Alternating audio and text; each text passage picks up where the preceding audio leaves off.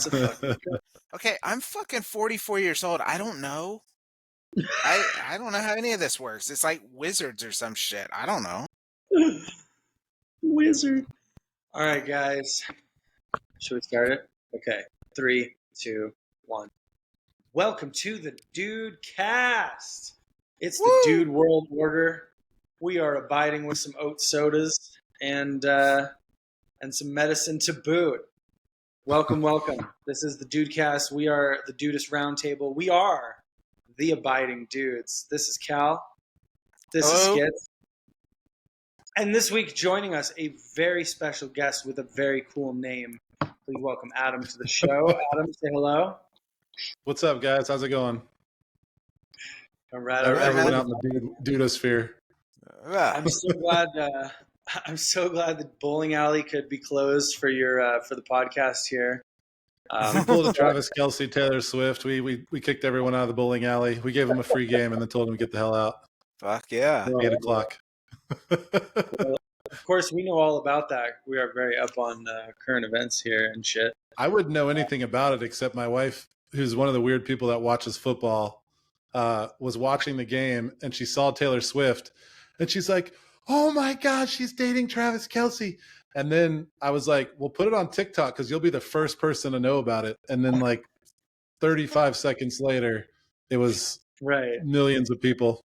It's a huge damn big deal. Well, our topic this week, since we do choose a topic every week, is fucking anything but that. So we're talking about that today. That's good. That'll be a good change up for me. The title of the episode, Anything But Taylor Swift News. Anything but Taylor Swift. Got it. Thank you, ladies. All right. I'm just going to mute my microphone then because I just have too many thoughts about Swift and Kelce to keep it bottled up. Hey, look, man, Whatever. here's the thing, man. Her new album, it's heavy, man. All right, she went back to her roots. We're breaking all the rules early. Oh, okay, so welcome to the Dudecast. I just cut all that out. And we're here with Alan Skits. I'm just kidding. I'll probably leave it in. It's a fresh start. What the fuck else are we going to do? All right. Well, no, I want to get down to it because Adam, I just got to say this. Of all the guests that we've had in our like introductory conversation, you had some extremely interesting stories of how you came to Dudeism. And then if I recall correctly, you were talking to some like actual church organization that wants to fund like do-gooding non-church organizations or something like that. So pick it up from any thread you'd like. But like I remember from our conversation that you had an interesting backstory and then an interesting like recent story. So yeah. Well, I'll say like, you know, you're probably the most and I'll lump the three of you in this category, the most focused dudes I know in terms of your love of the dude and all things Dudeism and whatnot. That's true. Yeah. I would call myself a casual dude. Like I'd seen The Big Lebowski. I thought it was a cool movie, but I wasn't going to change my religion over it. And then about a year and a half ago, my cousin asked me to officiate her wedding. And so I started going online. I was like, you know, free internet religions. Right. And I think there was like a couple choices. One was like, you know, the United, all that. And I was like, okay, boring. And then it was like Church of the Flying Spaghetti Monster, which I thought would be cool because I'm a Christian. And I thought, yeah, that'd be kind of funny just to like throw the mix in there and, you know, keep it all fresh. But isn't that if you're a Christian, then isn't the Church of the Flying Spaghetti Monster anti-you or whatever you believe in? I love the irony. And that's kind of the duality that I like. Yeah, I love everything about that. That's the duality that I live in. That's the kind of dude you are. Yeah. Well, here's the thing. I mean, I don't want to get too far into it, but like either God's real or he's not, right? So if I believe that he exists or I believe that Jesus exists or whatever, then I shouldn't be threatened by spaghetti that flies. And I should I'm not going to go out and like, you know, preach against people that believe that spaghetti is here to save us. Right. So I'd rather just join them. Not at someone who took a point really, really far. Like, we get it. You made your point. Thank you. Yeah. You don't wish to look flying spaghetti monster. Yeah. It is So I great saw that the, they got to put colanders on their head. I will give them props for that. and I would have done that if I needed to in order to get the free certificate. But then when I saw the dude and I saw like the Church of the Latter-day Dude and I could be a Dudeist priest, I knew I was in already. So I started reading about it and I was like, oh, this is actually really cool. And then so I paid the $35 and got my certificate. And once I joined the Facebook group, that's when my love of the dude started, because I was like, what are these crazy people going on about? Why are they so obsessed with this? And I realized like the Dudeist group quickly became my favorite group on the internet. It was all the good things that, like, religion or spirituality is supposed to bring. And I'll say almost none of the BS. There's been a little bit of BS, but everyone's been totally cool. Everyone's like pretty unified about not getting uptight about stuff. They don't make fun of people. People come and they talk about their problems and they get a lot of support and encouragement. And it's just awesome. I mean, you don't get that on the internet very often. So I am now a true Dudeist. I'm ready to fly my Dudeism. Throwing rocks, man. Yeah. Yeah, and I think it's growing too. I mean, the world needs that. Like, people have lost community. They've lost, a lot of the things that church or religion used to provide.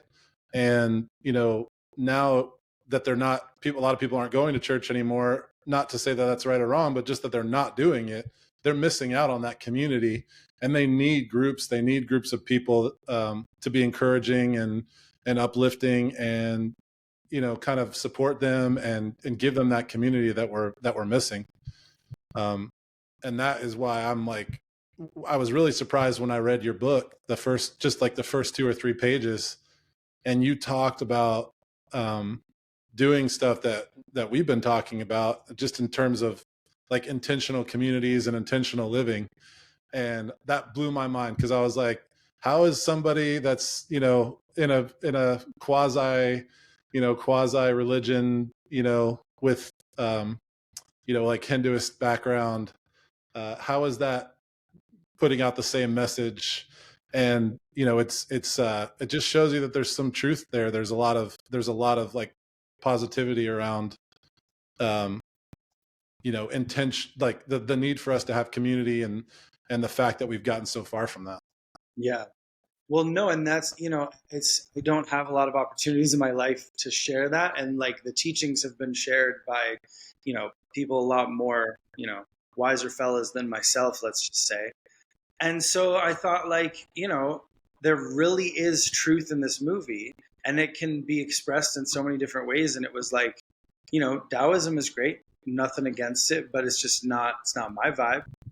And so I thought, something a little different. And I thought too, like, I thought it was a little bit of not a waste, but a missed opportunity that the original creators of the Dudeist book never did like a full color kind of thing.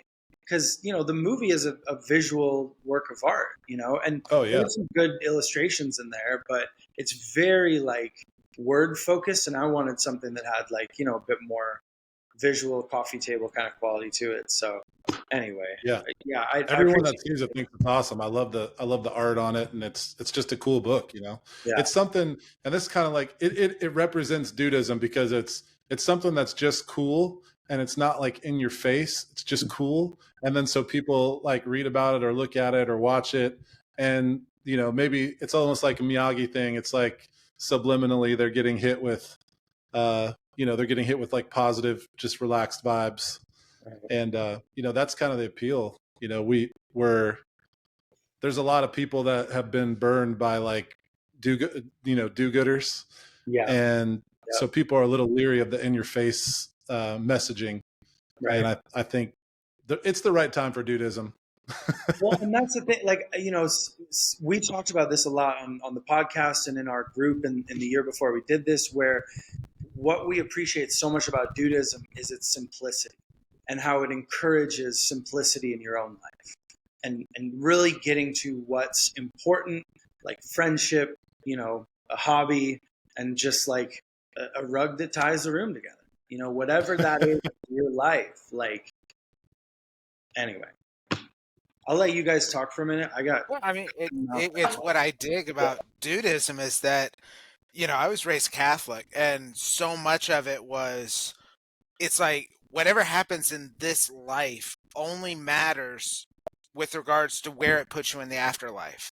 And I don't want that. I want to know what can I do with the time that I have here and Yeah. not be focused on what might happen after I die. I call myself an apathetic agnostic. I don't know if there's a higher power. I don't really care.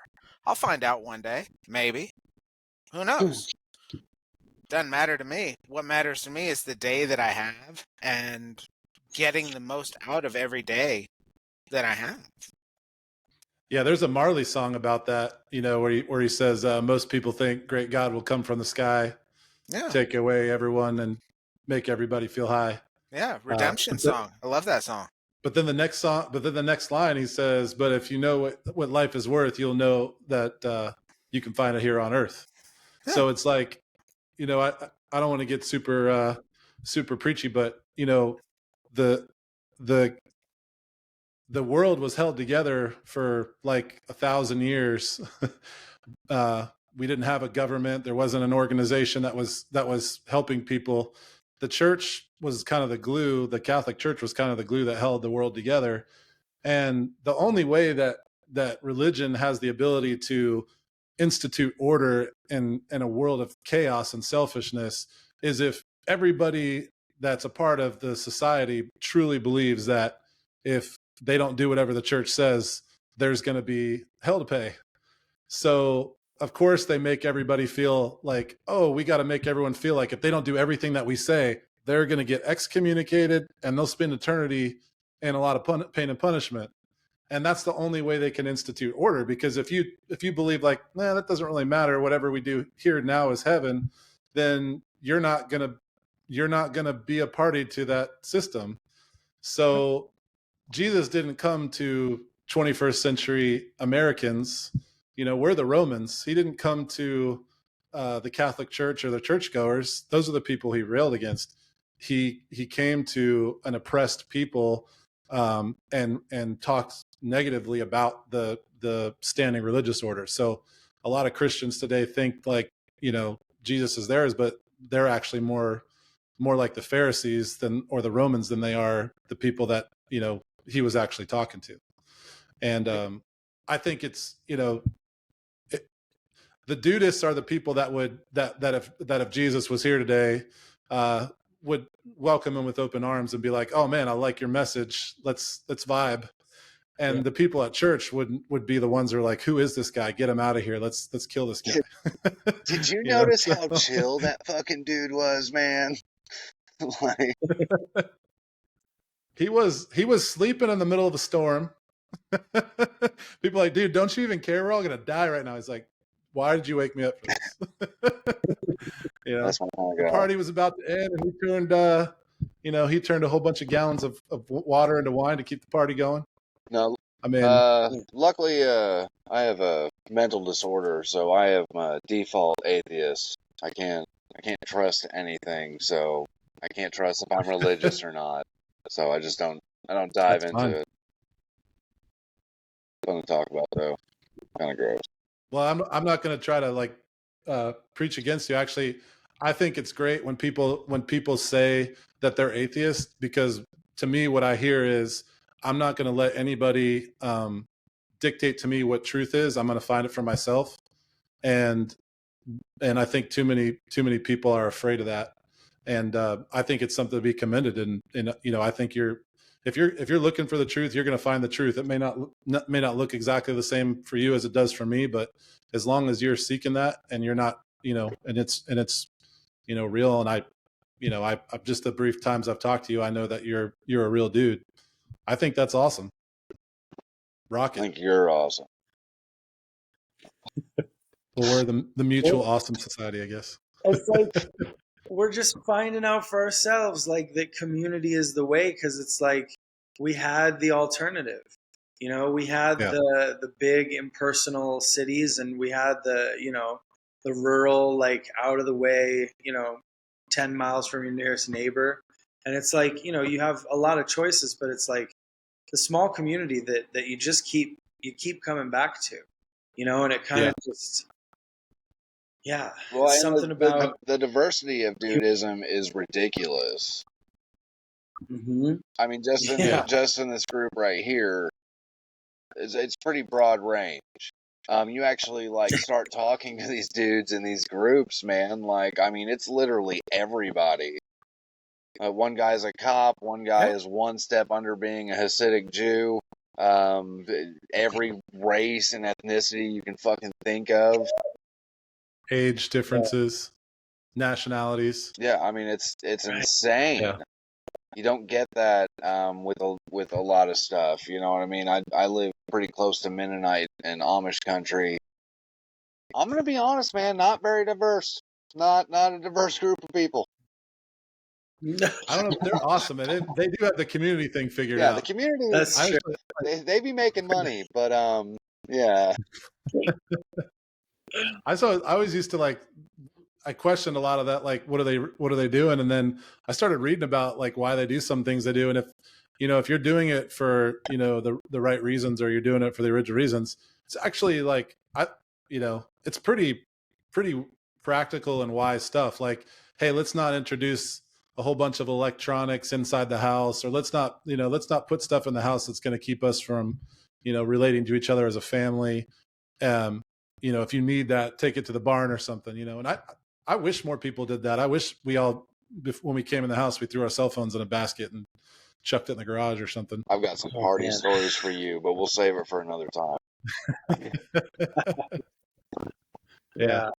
I don't know if I should have brought Nintendo to my damn house. I'll tell you that much. Yeah, for me, it's I had to uninstall some stuff because I was like, it's too much. Yeah.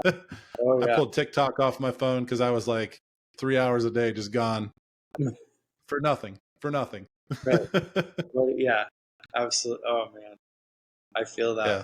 Well, and like that's the dude too. Like he's, you sort of realize in that first scene where he's like squaring off against the Big Lebowski that like you're not dealing with morons here. Like he does this kind of like mental verbal jujitsu, and then like walking out after he puts on the sunglasses is like, I'll take any rug in the house. Baller ass move. Like, old man told me to take any rug in that, with all the confidence of like, if that really just happened, why would he not believe him? Yeah, that's my favorite line of the movie. He said, "Take any rug in the house." The guy helps him take it. and he gets two helpers to carry it out. Oh Yeah. man! I'm gonna jump in here with a group question. All right, we're burning time. I love bullshitting with you guys, but we're here for a reason or something, man. So I'm gonna start with Adam version 2, new Adam. Okay. If you could make a sequel, prequel, whatever, based off of any character in the movie, who would you pick? All right, this is going to be unoriginal because they actually did make a sequel. Unfortunately, the movie was terrible. It was I would take Jesus, and I would do the sequel with Jesus because he is the coolest character in the movie. He's a pederast, dude. Nobody gets to Jesus. 8-year-olds, dude. Oh man! Yeah. You guys see the sequel? Did not expect you to say that. Did you guys watch it? No. Cal told me not, so I didn't. I tried to. I couldn't. It was the worst $9.99 I spent on Amazon Prime. Oh, I'd have been furious if I paid for it. Yeah, for picking Jesus. I was like, for sure, this movie will be amazing. Yeah. I don't know how you screw a movie up that bad. Why would you pick Jesus? Because he's a cool dude. He's a pederast. He's a pervert with a record. He's got style. He's got pizzazz. You know, He's not afraid. What are you going to point a gun at him? Really? You going to scare the Jesus? So would it be a prequel? Would it be a sequel? It would be a sequel. It would be. So what's the story? Where does he go after that? Actually, I don't know. A prequel could be cool. Like, how did the Jesus get to who he is? Like, Prison. what was his living situation? Yeah, there you go. And but he didn't as a child, probably. Like, he wasn't. He's not like, he's not like overly flamboyant. He's like a masculine. What's a masculine flamboyance? Like Spanish. I mean, flamenco dancer. He's just Jesus, man. Yeah. You can't mess with him. That's crazy. That's crazy. Old Adam. Obviously, you guys don't. Old Adam. Answer, but you asked a question and I answered it. So I appreciate what are your you guys opinion, think? dude. What's your movie? Old Adam, I want to hear yours. No, it's still got to be. I still want to write it. So Adam, we've been talking about this. Feel free to make comments on whether this would make a terrible movie, but it's Walter getting something happened to him and he feels like utterly compelled to fight in Vietnam, right? Like maybe it was a friend went over there and this is a prequel. Died. This is a prequel. This is how Walter became Walter. And so you find out like, what is his Six Cynthia thing? How did that start? Like we'll actually see what that is. Like his mother and father, like how they treat him. His commanding officers, how they treat him, and how he meets Lebowski. How he meets that would be the very end of the movie. We've already decided that's the moment the book or the movie ends is when he meets the dude, or maybe after they do like one thing together. But like they bowl together. They bowl together, exactly. Of course. All right, so here's a question: Does he meet Donnie before he meets Lebowski? That's the question, and I think he has to. I think Donnie has to be like, and then something happens that gets him to say like, "Shut the fuck up, Donnie," or maybe it just starts from the beginning, like they're best friends from childhood. Could be like that, right? And he's just tired of his shit. It's probably not 40 years. No. Well, here's the thing, because I was asking because I know that you believe that Donnie's not real. So I wonder if we were going to answer that question in the movie. Donnie's fucking real. Donnie's 100% real. He's real. He really died. It was a real fucking loss. These people need to accept it. Jesus not real. Donnie totally real. Did you guys see that post today where the guy was like, and Steve Buscemi confirmed it at some like signing event, and then the post got taken down? I'm like, you're full of shit. Is that the only thing you're not allowed to say on the forum? You're not allowed to say that Donnie doesn't exist? No, you're allowed to say it. You can't make outlandish claims like that are verifiably untrue. But the theory that I've seen is based on the idea that you never see the dude talk to Donnie, but you do. Yeah. When does he talk to him? Donnie says, "Your phone's ringing, dude," and the dude says, "Thank you, Donnie." He acknowledges that Donnie is there and talking to him. Is that the only time? I mean, okay, so the dude says, "Thank you, Donnie." He rarely addresses Donnie, but Donnie addresses the dude at least twice when the dude isn't acknowledging him. He's just ignoring him like Walter does, which is, part of the gag. Yeah, and I seem to think that there's a part in the opening dialogue in the bowling alley where Donnie asks the dude a question about the rug, and the dude is starting to answer before Walter cuts him off. Yeah. All right. Yeah. All right. Well, we'll just kill that theory right now. But I believe Donnie's 100% real. I thought Adam was pro Donnie, figment of his imagination. No, you twist it because I think because we talked about it, I was like, you can talk about any Big Lebowski. You're the only person I ever heard talk about it. Don't bring up that stupid theory. Okay. That's what I would have said. But thanks for bringing it up so we can once again, So no Taylor Swift, no Donnie. Now, did Taylor Swift ever date Donnie? Right. This is how can you date someone that doesn't exist? Taylor But he Swift does exists. Taylor Swift exists. I keep telling you. So Donnie is real, but Taylor Swift is a fake. But then again, Donnie died in 1991, and I don't remember how old Taylor Swift would have been then. So that might have been Negative. illegal. Negative numbers. Yeah. There is a large number of people on the internet that say that she looks exactly like this old satanic LaVey's woman ex-wife. LaVey's ex-wife, and who died, and then Taylor was born soon after, and she is the reincarnation of her and is extremely rich and powerful. And That's a lot of She's evidence rich to and support powerful that, without based that. on what I heard. Sweet. right, Good. who knows? Yeah. Who cares? So, question, Adam. No judgment. Curious. When was the last time you saw the film? I watched like half of it, the first half of it, maybe 3 or 4 months ago. But I definitely watched the whole thing. I think when you said you were coming out with a book, no, I actually remember the last time I watched the whole thing. You started a group. I don't know. Yeah. Where were you at the process of the book when you started that group? Were you just starting it? I was like Or not 40% started? done. How much? For like 40% by that point. Like it was enough to be sustainable, but I still had a lot more to write. Yeah. Yeah, he spent a year So I ripping think off me and you Cal. started that. Yeah, like the last 60% was all shit that we said in group that. Were you guys in that group too? Yeah. Yeah. I don't remember everybody that was in it because it was a long time ago. I just went to the first one and then I got busy. Day one. Yeah. They were there I was, first time and then just kept showing up. And I'm like, damn, all right. We fucking got I should have kept on. I could be on the podcast. Fucked up, man.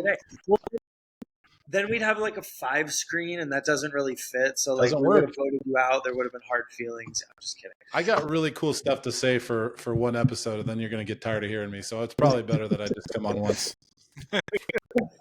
But I think after we had that meeting and y'all were talking about like Dudeism and you were going deep, and I was just like a casual dude guy, and I was like, wow, there's some real depth to this movie. I think I need to go back and watch it because I don't remember half this stuff. And then I went back and watched it again. I was like, oh yeah, there's a lot of pretty cool stuff in this movie. Well, what's interesting too is that you can take quotes like out of context, you know? Like, I mean, you know, you could be like, someone comes to you with some shit and you're like, I cannot solve your problems, sir, only you can. You know, like just sort of that detachment from people like putting their shit on you, like especially the people you're closest to, you know? It's just like, it's just so much wisdom and so many little lines like that. But yeah, I like the one where he's in the toilet bowl and he says, I don't know, it's down there somewhere. Let me take another look. That's the turn the other cheek. And I love that. Like from the very beginning, it shows us what kind of a character he is.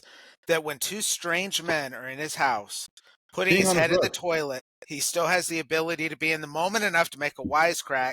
And then again with the obviously you're not a golfer. Because if there were two strange guys in my house, I'd be fucking terrified. I wouldn't know what to say. He doesn't care. Yeah. Obviously. And or you'd go into like fight mode and you try and like get him out of the house and you freak out. He is the exact opposite of freaking out. Like my aversion to that, I'm like, it's not fear of my physical safety. It's not like any of that. When I watch that scene, the reaction that I get is that toilet is so freaking disgustingly dirty. There's no way I would just put my whole head down there and not flip the freak out. Like there's just no way I'm going to be cool with going another round down there just to prove a point, because it's just nasty. It's got dude's not cleaning his toilet. right. It's not happening. I want to point out that Chuck, whatever his last name is, that wrote Fight Club, ripped off that scene. Melania. Yeah, ripped off that scene with a all right. Fuck, I lost it.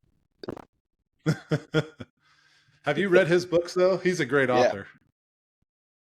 Fight Club was a great book, but also have you read the book Choke? Yes. That book is, in my opinion, this might be sacrilege to say it on this podcast, might arguably be a better piece of art than Lebowski. Whoa. It's it's a dude. For those who haven't read the book, it's about a guy who goes to the sex addict therapy group to pick up chicks. Yeah. And then if that wasn't bad enough, in order to make money, he doesn't have a job. Well, he does have a job. It doesn't pay well. So he goes to restaurants and chokes on food so that somebody will save him. And then he asks those people for money like a year later. He's like, hey, remember that one time? Oh, we came in on hard times. Remember when you saved my life that one time? And then they just send him money because they're like, that's my claim to fame. That's the guy whose life I saved. It's a great book. It Great is book. I would not say that it is better than Lebowski. It is good, but art is a spectrum. You know what I mean? Like it's on a whole other wave. Lebowski's got more mass appeal. It's true. It's true. Yeah. But it's don't watch the Choke movie. The Choke movie is not, I mean, it's okay, but it's not anywhere close to the book. You got to read the book. But it's still pretty amazing to me. Because, like, in a book, like, you have so many lines, right? Like, you think about, okay, to use an example, maybe you guys have seen Harry Potter, right? I don't know if you guys have also, like myself, read the books and seen the movies. But because of words and such, Hugh Skits, mute your mic. I mean, yeah, there you go. Take your headphones off. I'll tell you when we're done. No, but it's like a book. You can write so much more. You can talk about so much more internal dialogue. You can go into so much more detail. And so it's like in a 2-hour movie, you could make a religion out of that. That's my point to say. Like you could make a religion out of, Star Wars very easily, and talk about whatever, the Force and all that, the Jedi. They made a religion that's lasted 2,000 years based on a book of fairy tales. So, Cal's trying to rile me up. It's not going to happen, brother. I'm not. I'm expressing my opinions, and my opinions are not the opinions of the Dudecast. Yeah. Well, we still have old Adam to pick on.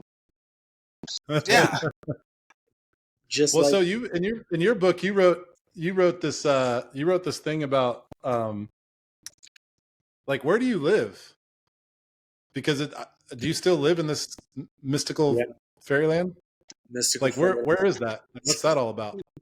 So I am part of a worldwide spiritual community that has communities in the U.S., mostly in California, Oregon, Washington, and then India and Italy. This, where I live, has the distinction of being the very first. Well, up the road is the very, very first, but this is like, connected to the very first place where it all started. And so it has like a farm here. We have a school here. We have office complex, a market, whole big mail room. And a couple hundred people live here. So it's not like Jonestown, is it? No, not like Jonestown. Okay. Jonestown was the one with the guns, right? No, with Flavor Aid. No, Flavor Aid, where Jim Jones got everyone to drink cyanide and Flavor Aid. No, nobody. No.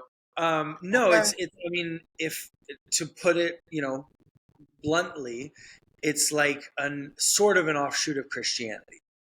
You could put it that way. Jesus's picture is on the altar. Let's put it that way.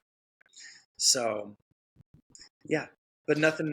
Were you born into this, or is this something that you chose? No, this I read a book. I read the book Autobiography of a Yogi, and it was like, it was like watching The Big Lebowski. It was like, when I watched The Big Lebowski, it was like, this is the absolute funniest movie I've ever seen. And I, even with the first girlfriend I watched it multiple times. And then throughout my life, I just kept going back and back and back. And then I don't know if, Adam, I told you this in our first conversation, but I found Dudeism the exact same way when I was officiating a wedding and Googling like free internet churches or whatever. And it was like, Church of the Latter-day Dude. Did you just say, is that about the Big Lebowski? It was like, what? Like, my favorite movie has a religion around it. And then I found the book, and then it all went off from there. And then it was like many years later, I was, on a trip, let's just say. And I realized like, oh shit, I could write a book just like that guy did, but like from a whole different perspective. And I just saw the whole thing and I was like, I got to do it. So when are we moving? that I was tripping with. What? Where are we where are we going to live? What do you mean? Well, we have to start a place to live, don't we? Well, I thought Los We could just get Angeles, one crappy apartment. Ohio. because it's the city of angels, but Ohio has a lot more room and a lot less, traffic. Yeah. Well, Because Or I don't think Indiana. I don't Not even think Indiana. people who live in I'll tell you, Las Cruces, New Mexico would be a good spot for that. Oh yeah. You could get like 100 acres of land for $100. Oh yeah. That's what You really can. We wouldn't have any water to drink. No, the But- Rio Grande runs through here, so we got water. Well, there we go. Yeah. I'm in. Well, Who's buying? Las Cruces it is. Hell yeah. Cal, you don't have to move. Well, that's a Good. pretty ballsy move. So you just like packed up and moved, and you're like, I'm gonna go live in this community by this. No, I mean, back guy? in the day, for the people who founded it, it was like that. But I'm part of like this other generation that like I didn't know I would be a part of when I was joining it. But like there were a number of people almost exactly my age or within a few years up or down that like got super interested in this around the same time. And so like there's just this core group of people who's like really learning from the original people who pretty much all found this place in like either the 60s or the 70s. And they've just been like here and building it and, building all the temples. We just built a new one up the road, and there's temples that were built like right after a fire swept through in the early 70s. So yeah, it's a cool story, and it's like, it's really nothing too crazy. It's literally just people who all want to band together because, meditating and vegetarianism as a way of life is not the norm. Most people No, yeah, it's crazy. watch Crazy. TV all the time and eat junk food all the time and, don't really think about anything more than, the usual things, let's just say. And so it's just a group of people that, really have found an answer to the question of like life, the universe, and everything. And I think that's, what I wanted to bring to Dudeism as like a step to that. Like, yes, there is more to life, but like, take it easy. You don't need to be so uptight about it. Like, it doesn't need to be this thing where there's like fucking rules and strict rituals and you have to do this or you will be bad and go to hell or whatever. Like, it's just have a fucking, have a joint, drink a beer, like if that's what makes you happy, but like be cool. Don't piss on people's rugs, You can be an asshole, but you better be right. Right. You're not wrong. You're just an asshole. That's a pretty good line too. I like use that it one. daily. The first times I watched the movie, I would say that to people all the time. You're not wrong. You're just an asshole. That's probably my biggest problem. Like, I always like feel like I need to be right all the time, and it just comes off as me being an asshole. No, So- and I say it to myself more than anything. This is the thing, because I'm an asshole so often without meaning to be. Like, anyway. So have you guys heard about this story? I just watched it on YouTube the other week. Have you heard about this project? They called it the Sex Raft. Have you heard about it? So I'm gonna paraphrase it. It's really cool. Go on. So YouTube it when we're done.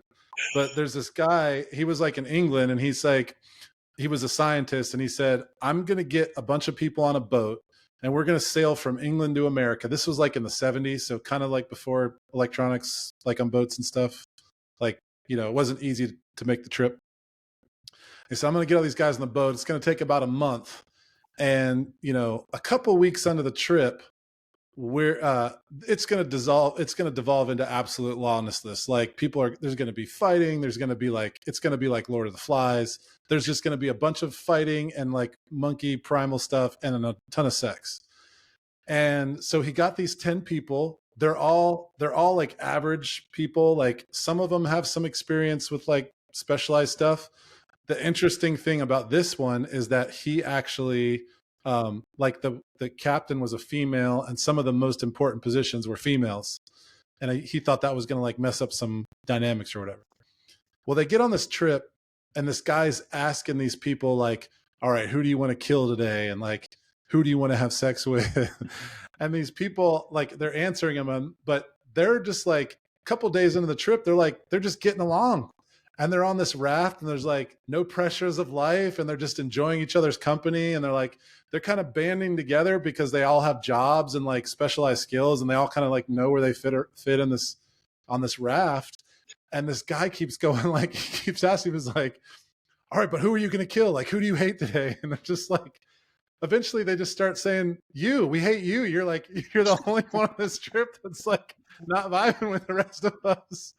And there's a lot of really cool stuff that happens, but like I just thought it was the perfect story for me of like, when you put people together, they will naturally coexist, even if they shouldn't. Like on paper, if they should really hate each other, you put people in situations where they get to live together in community, and they get to like see what they're good at, and they rely on each other, they just naturally start coexisting. And it's only the other BS, the people that aren't in the communities, or the people, the voices, or in this case, it's like our greed and materialism, where we mess it up. But like, if we all just sat in a room together and talked, we'd all be cool with each other. It's that's how we're supposed to live. It's how we were meant to live, I think. And I don't know how we get back to that en masse, but I think stuff like where you're at, and stuff like what some of these churches now are trying to do is like the right answer. It's not, we're not going to get out of this by buying more stuff or working harder, or any of that, going to space. It's going to come down to stripping it away and not adding to it. No, the problem with society is that there's too much society. I mean, there's no fixing that unless we can get into space. I'm all about, like, let's go to other planets. Let's see what's out there. Let's mess those planets up too. I'm like good with Earth. Like, we found dinosaurs and shit. There might be a megalodon just fucking hiding under the fucking crust or some shit. I don't care. Like, I want to see like what's on the other side of everything.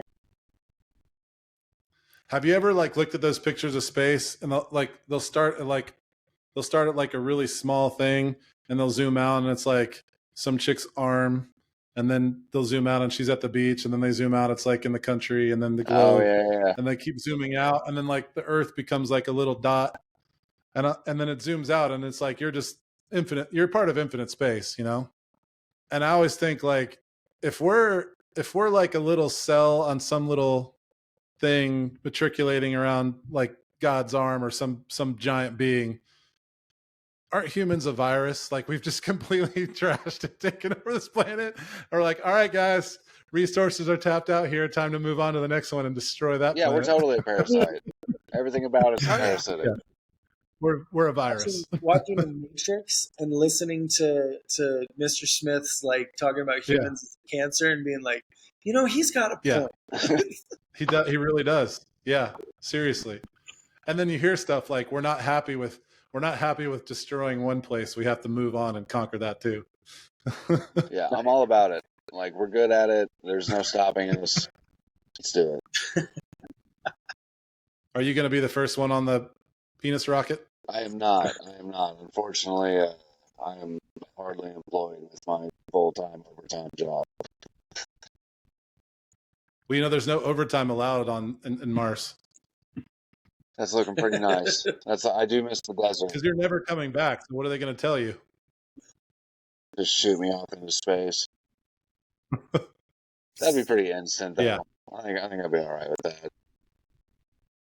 I think your blood boils and freezes at the same time before you die, though. Yeah, but that's got to be like instantaneous. If I'm being actually shot out of the stratosphere, yeah, we're good. These are the kind of questions that I like to ask ChatGPT. Like, how long? It takes me a little too long to research it, but if I ask ChatGPT, it'll tell me like almost immediately. Like, how long before I die if I get plugged into the vacuum of space? No, I stick with the original AI, which is Google, which is like, here, man, make up your own mind. I'm going to give you every aspect that I can. Yeah, but like if I ask you, like, if a ninja gets in a fight with a samurai, who's going to win? It's all conjecture, right? But when a computer answers it, it's got facts and knowledge that you couldn't possibly have. It's read 10,000 books. You don't know. I've played all the Ninja Gaidens, bro. You do not know. Skits knows his ninjas and samurais, bro. Oh, I don't know what kind of topics we need to get on to get Cal involved, but he's like completely dialed out on this one. Yeah, a couple weeks ago, these two started yammering about Star Wars, so I'm figuring that's the next step. So Trilogy only. All right, trilogy only. Original trilogy. I know that you're a Trekkie. That doesn't bother me. Star Trek's cool with me too, dude. No. Original No, Picard. I haven't watched Star Trek. Yeah. I need to watch Star Trek. I think it'd be right up my alley. We established early on that Cal is eye candy here at the Dudecast. So, everything he says is just a wise bonus, Well, I'm significantly older than everybody else here. I should know more. How old is significantly older? I think I'm like 13 years older than Skits. I don't know what year Adam Trowbridge was born. I think Cal is like 70 years old. I think. Yeah, roughly. You look good for 70. Ah, thanks. Right. Cal, I old are literally you, have a brother Trowbridge? your age, Cal. Calm down. Yeah. How old are you, brother. Trowbridge? 38. I think 38. Okay, so I'm about 6 years older than you. All right. Okay. That's not too bad. Yeah. I look like I'm older than I am, which is not good. How old are you? 27. I'm 41 Oh. now. Okay. But when I tell people I'm like 41, they're like, really? It was really good when I was 20 in college, but now not so much. Yeah. Do we know? We probably don't know how old the dude is. Like, we don't know any personal information. It's I don't know. just We could dude. ask ChatGPT. It's true. Probably. But I think we're ready for another skits question. This is about that time of the show where we have a couple. I want to know. Never mind. You ask it. You pick it. Yeah, what do you want? You can ask a question after I'm done, Adam. All right? All right. If you could be in any scene in the movie, all right, you can take over a character spot. You can be yourself just standing in the background. Not really any lines, maybe one or two, but mostly just a side character. Who would you be? What scene? And why? All right. So I won't say this is my favorite scene in the movie, but every time I see it, I'm like, yeah, I need that. When you're going to kill me. What's the girl's name? The daughter of Lebowski? Maud. When Maud's on the hanging trapeze thing, and she flies in with the paintbrushes. She's like, yeah, I need to do that. I got to be on that thing. So I guess I would say, like, right after she does it, then they hook me up and I go in after her. Yeah, I don't know. It's a co-piece. It's too out of swag on this one. I like it. Yeah, I think that's where I'm That's at. very original. It's either that or I'd be sucking Tara Reid's toes, probably. Because I had a huge crush on Tara Reid. American Pie. I watched Big Lebowski like later in life, so Tara Reid had already like come and gone by that point. So I missed her. It was good to see her in her younger days. That was in her prime, man. She was. Yeah. I think that was pre-prime, maybe. What wasn't it? Might have been, yeah. Yeah, I think at that time, Like she, American Pie or Van Wilder was her prime. yeah, at that time she owed money all over town. Yeah. I actually got on a plane with Tara Reid one time. And then she saw me sit and next to got her. me escorted off. She was in first class and I passed her and she was sitting next to this guy who was sweating and she looked like she was going to have a panic attack.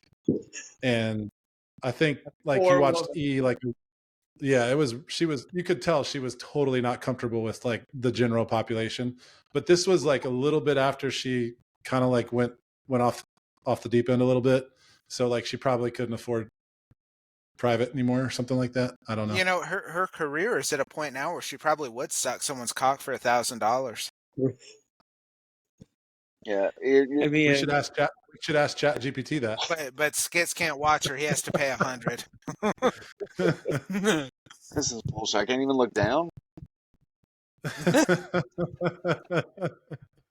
oh, Uh, all right. that was a Well, good question, though. I was leading into this too when I asked you when was the last time that you watched it. So thinking about that time, what scene was it that you feel like was your favorite? That was like, oh man, this is the greatest. I think it was the. I think it was the when he left the. It had been a while before I'd seen it before that, probably a couple of years, and in the previous, I'd probably seen the movie half a dozen times. The first 3 or 4 times I watched it, I was just watching it as a movie and not because like I was trying to get some sort of religious message out of it. So I wasn't really like dialed into some of the smaller scenes. But then when I watched it that next time, he went into the room with Lebowski and he was just trying to get his rug back. And then he walks out of the room. You're like, oh, Lebowski defeated. And then the guy's like, and he goes, he said, take any rug in the house. And I'm like, yeah, all right. Just did the end around here. Yeah. So yeah, that was for me was like the essence of, don't let a bad conversation get you down. Let's stay positive and, yeah. What's this dude even gonna do? Run me over? Yeah. Right. Like, What about? oh man. And it has so many classic lines in it, like, is this a weekday? Like, what day is this? And then some Chinaman took them from me in Korea. Right after the Chinaman scene before, like, oh man. Well, a lot of the best lines are kind of like overplayed because they're official memes now. But like, with Walter with the gun and like, am I the only one that follows the rules here? I mean, these are all like classic lines that just get so over interneted. Well, that's because you have to use them in real life. Using them on the internet is like entertaining when you can like fit them in there and they actually fit. That is one issue I have with the Dudeist groups is like 500 comments, 497 of them are just saying a line that has nothing to do with what's going on. Well, that's just your opinion, man. Yeah. I had a dude throw that out to me in the real world, but he wasn't doing it as like a Lebowski thing. It was just like a legit, like he was just being like real. And it was one of the most refreshing, like immediately my head went to Lebowski because I said something to him, like he was talking to me and I was like ripping on him, but like kind of in a lighthearted way, but I probably went a little too far. And he said like, he's like, well, I'm not going to like accept your labels of me. That's just your opinion. And I was like, I'm an asshole. You're absolutely right, dude. Like I told the dude, I was like, you're cool. I'm sorry. You're right. You're absolutely right. You shouldn't. Like I'm nobody. Don't accept my label of you. You just live your life, brother. See, that's great because so many people get defensive about that. Oh man. I like it when people get real. Like, yeah. I tell the story of this girl in my neighborhood. And the first couple of times I met her, I absolutely hated her because she's cool with me telling the story because I tell it every time I see her. She just like, she would get drunk and then she would just like jump on people and like, she would just randomly jump on me. And one time she like spit Cheetos in my face, like not on purpose, but just because she was drunk. And I was like, I really can't stand you. Like, why are you always like being this big, obnoxious person? And she goes, what? And I was like, yeah, like you just spit Cheetos like right in my face. It was disgusting. And she goes, I'm so sorry. I didn't mean to do that. And it was like complete 180 in one line. And now she's like one of my favorite people because she just like people that are quick to like apologize and say, I'm sorry. And then like not get like super uppity about it. I love that. That's my jam. I'm not That's apologizing. a good shout out for anybody in Canada. Yeah. Yeah. Sorry. See, now I wonder though, because I have a funny story that I laugh about still, where like a Lebowski line just popped into my head because of something that happened. And now I'm wondering, like, do Cal and Skits have a story where like something happened and like a funny line popped in their head? Am I wrong? Happens all the time. I don't think that one can be used. Like that's a yeah, that pops Right. up constantly, especially if you work with a shit ton of people. See, with what I do for a living, the line I end up busting out the most, and it has only had significance to me so far, is nothing is fucked here. One of these days, I'm going to have a client who responds, the plane has crashed into the goddamn mountain. And I'll be like, okay, I found one of my own. Oh, it's so awesome. There was a cashier that was at, and I shout him out in the book, but I was at the checkout, and he's like, "I just need to see something with your name on it." And I was like, "Well, I don't have a Ralph's card, but would you take a driver's license?" And he's like, "Oh wow, I'm a Dudeist too." And I was like, "Dude, that wasn't even a line from the movie. Like, you just got the reference." Yeah, Anyway. that is pretty crazy though. It's stuff like that where I'm like, there's definitely something bigger to this universe than just us, because it's like the universe rewards, rewards people that are on the journey, on the path. If you're Well, if you're you're out asking there putting questions, I think if you right. ask the questions, you're bound to get answers. And if you're not interested in the answers, you don't ask the questions. And, that's cool. That's cool. Any shift, Yeah. any parking lot. I live in BFE, Southern Indiana, but we have a large automotive maker in town. 6,000 people. Walk to the parking lot, any lot during any shift, you're gonna see some Dudeism stickers fucking like everywhere. Shit that I haven't even seen yet. I've been all over the internet looking for Dudeist shit. That's crazy because I've never seen anything Dudist in the real world. Really? Never. But I do live in the South, and I think they Yeah. can. There's not a lot of. I mean, I know that there's Lebowski followers everywhere, but they're not outing themselves. See, I have a Dudeism sticker on my car, and I have the Dudeist symbol tattooed on my leg that whenever I wear shorts is visible. Yeah, I've never seen any Dudist paraphernalia out in the real world. You ever seen like there's this guy that lives near where I used to work that has a sticker with "Abide" with the dude like Andre the Giant, like obey. I have a. Mine's glow in the dark. That's pretty cool. Yeah, I think that's a pretty good idea. Get behind that. So what is Dudeism missing from your perspective? Because I know you think the first book didn't go far enough. You've put out your material now. You know what it is? Honestly, in a word, is like more participation. Like I wish there were more Dudeist creators. There's a lot of really creative Dudeist painters and illustrators, like drawing pictures. Like the one I saw recently was of it was like the stranger walking a marmot. Just walking, something like that. And he was like looking like, all kindly, like Mr. Rogers or whatever. And then it was Nixon bowling, or no, Nixon in a robe with the dude bowling on a picture behind him. It was like someone made that. That's really cool. But I think that, I don't know. And I mean, people do participate on the forums online, but I mean, the problem, there's a fundamental problem, and I don't know that there's a way around it. But Dudeism celebrates and attracts people who are interested in leisure. They're interested in relaxing. They're not interested in really busting their ass towards anything. And as a result, you don't see much done to like get the word out or anything. It's a fundamental thing. Now it does seem to be growing well on its own. We're not having to go to new continents and threaten the natives with death if they don't convert.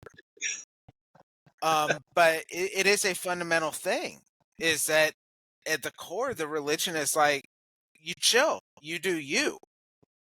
I think that a lot of issue with that is a lot of people look at religion as I have to get this as global as possible. This has to be nationwide. This has to be Dudeism would flourish, and obviously has flourished in our group at least, in small communities.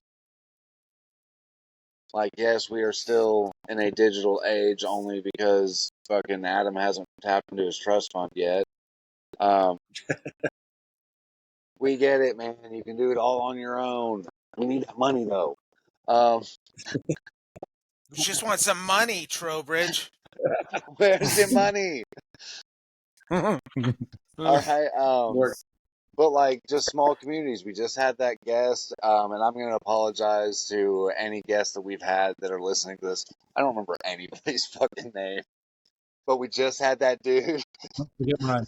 Arch. Don't forget mine. Arch. Arch. Yeah, because I Facebook Arch. Yes. Oh, and if you're my Facebook friend, again, I don't remember your name or who you are.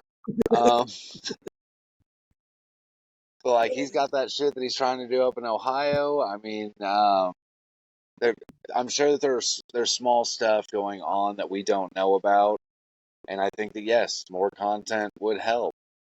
And if more small communities started doing that shit, then it would become a bigger community. I just realized that I'm pointing at the screens that I can see, and I have no idea how this is going to come out. Yeah, there's no one over there for me, but when I pointed like here and there, it was all shifted later. So We knew exactly who you were pointing to. All these guys right here. But I mean, Well, so like when I asked like what we need to create or what is the dudosphere missing, my head didn't go to like how do we get more people to be dudists, or my head was like of the people that are dudists, like what is the whole or what is something that brings more value or enriches their life as someone who already kind of understands what it means to abide. The community. Is there anything? The community. Yeah. The people. Yeah, People. It's only going to make you more dude to have a community. so You know what we should do? I think there needs to be like a I don't want to call it like a convention, but there needs to be like a meetup. Like Yeah. we need to do like once a year, have like a dude party. Yeah. Well, and I'll say from my own experience, because I discovered it when to me it was kind of like a joke. And then I got divorced and my daughter went to live with my ex. I was kind of in an existential crisis, and I read The Tao of the Dude. And that kind of brought me more into it as an actual philosophy. The biggest thing in my development has been those two guys. It has been Adam and Skits, and talking things out with them and fleshing out ideas and stuff. That's been the biggest thing for me. We're a small community, but it's been extremely helpful for me. I hope I've been helpful to them the same way they have been to me, because it's really helped me develop my mindset. Yeah, that's huge. Yeah, that's huge. Out, it's really the relationship. Yeah, reaching out and collecting more followers and whatnot is not the pamphlet on the side of the street.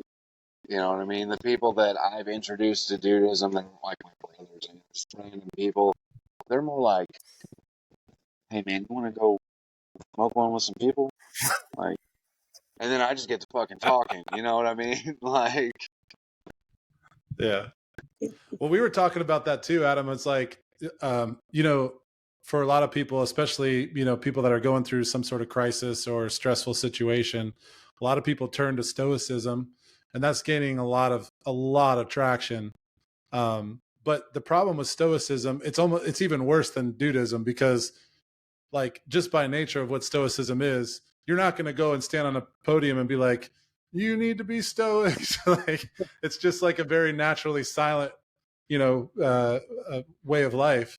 And Dudeism is like, it's the same kind of, to me, it's the same kind of philosophy about just kind of not letting things get to you, or kind of accepting things for what they are, but but doing it in a cool way.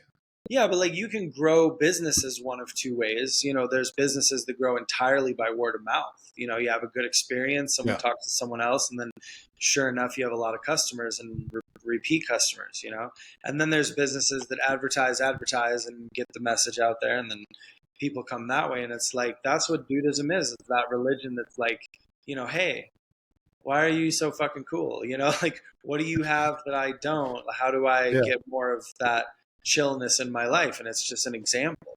You know, like that's literally why I joined this community that I'm in, this church community, is because I met people that were like, whoa, like you have what I want. How do I get from here to there? You know, and it's, you know, it's the same with Dudeism. It's like, and how do other people deal with things, number one, and then number two, it's so helpful to just hear that, like, because when you're in the shit, when you're like, you know, down in the just the worst hell that you can imagine emotionally or whatever, it feels very lonely. But to know that there's a lot of people who have gone through it recently or going through it a lot or whatever, is just like, you know, you're not alone, you know? I see that all the time, especially, I mean, like for me, some of my darkest times were when I was going through my divorce, and I didn't have a group of people at the time to kind of, like, at least not on the internet, you know, I had to go and find, for me, I found it with dancing. Yeah. But like when I go online and I see someone in the group who's like struggling with alcoholism or just lost their family or, you know, divorce, lost their job. And then you just see the massive amount of people that reach out to them and tell them it's going to be all right. And, you know, I'm sure they're getting private messages. I've messaged a few people before where I was like, hey man, I just want to let you know, I've been there before, you're going to look back at this day and, it's going to just be a pivoting moment in your life, but, it's hard to see it, in the rough times. And we all just need that, we just need people to pick us up when we're struggling. Right.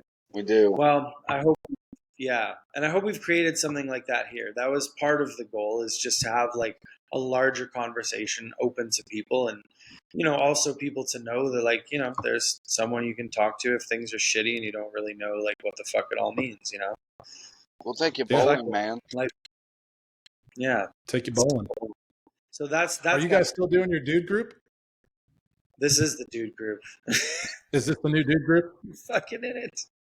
It's a lot more high pressure situation than the original group, which was basically show up in your pajamas. Yeah, well, and whatever happens. Dude, you can show up in your pajamas here. We don't care. Yeah, those fucks down at the league office don't tell us what to do. Well, I've never had any idea if these two guys are wearing pants, and I've never asked. I don't want to know.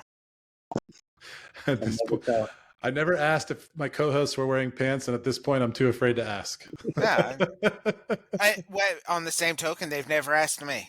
So I assume he does. So yeah, no. Well, it's about that time, gentlemen. This has been awesome. And Adam, I know we'd love to have you back again. We've had at least one repeat guest so far, and it didn't totally. Whenever you have a hankering, I'm here. I'm ready. Great. Yeah. Maybe we'll all get a green screen and a fucking bowling alley. Looks pretty cool. Yeah. There was something I wanted to add in to folks out there that are watching this. We see that you're watching it. We appreciate it more than you know. And please spread the word. If you like what you see, tell your friends, like the videos, and help us spread the word. We really do appreciate any support that we get. We're just three guys trying to spread the word and help us out as much as you can. Yeah, thank you. And we're just talking about it before the show started, how crazy it is that people are actually watching this. So if you're one of them, like, hell yeah, thank you. We're more shocked. Yeah, hit us a like and tell your friends about us. Give a share, give a like, make a short. Even you can make them yourself. We made it editable. Clip it. Make little clip it. Fucking A. All right. Okay. Well, again, 44 years old. Don't know what the hell you're talking about. All right. I'm a dude. You're a dude. You're a dude. You're a dude. You guys are dudes. We'll see you later. Thanks, guys.